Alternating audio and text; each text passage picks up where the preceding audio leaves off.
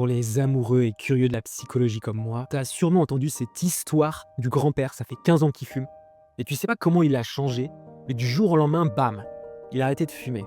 On va comprendre ce qui se joue dans nos têtes. Et pour bien comprendre, on a un point essentiel qui nous arrive tous, qui peut être agréable ou désagréable, qui s'appelle un conflit cognitif. C'est le moment où dans mes séances, ça fait comme dans un film, où tu regardes, tu penses que lui c'est le méchant tout le long du film, et à la fin, mais à la toute fin, tu fais « Merde !»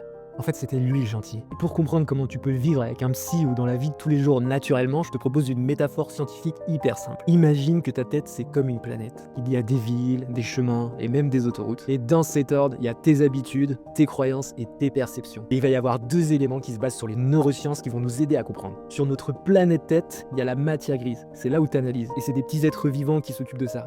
En gros, c'est comme des humains. Et il y a la matière blanche. Ce sont les routes qui relient tout ça. Les matériaux qu'on utilise pour reconstruire. Matière grise, traitement, perception, les humains. Matière blanche, connexion, communication entre les airs. Et matériaux. Plus tes pensées vont emprunter le même chemin, plus ça va devenir solide, rigide, comme les mecs hyper rigides qu'on peut connaître tous dans notre entourage. Les mecs ou les personnes, pas de genre ici. Le vrai problème pour nous humains, c'est quand on emprunte trop ces routes automatiquement, ça ne devient plus des pensées, donc de la réflexion, ça devient des comportements automatiques, des distorsions cognitives. Et c'est quand la réaction comportementale, la distorsion cognitive, ne provoque pas le retour humain en face de nous qu'on a l'habitude d'avoir, qu'on a programmé, qu'on vit ce qu'on appelle un conflit interne, un mal-être, un truc qui nous dérange profondément. C'est à ce moment-là qu'on a besoin de mettre à jour notre carte mentale, justement. Mais dans notre exemple avec notre grand-père, c'est très différent. La nouvelle identité grand-père construit automatiquement une nouvelle autoroute, et il suffit que ça soit associé dans la vie de la personne, des grands-parents qui ont pris soin de la santé des petits-enfants, qui prenaient soin de leur santé, la personne, elle vit une dissonance cognitive tellement forte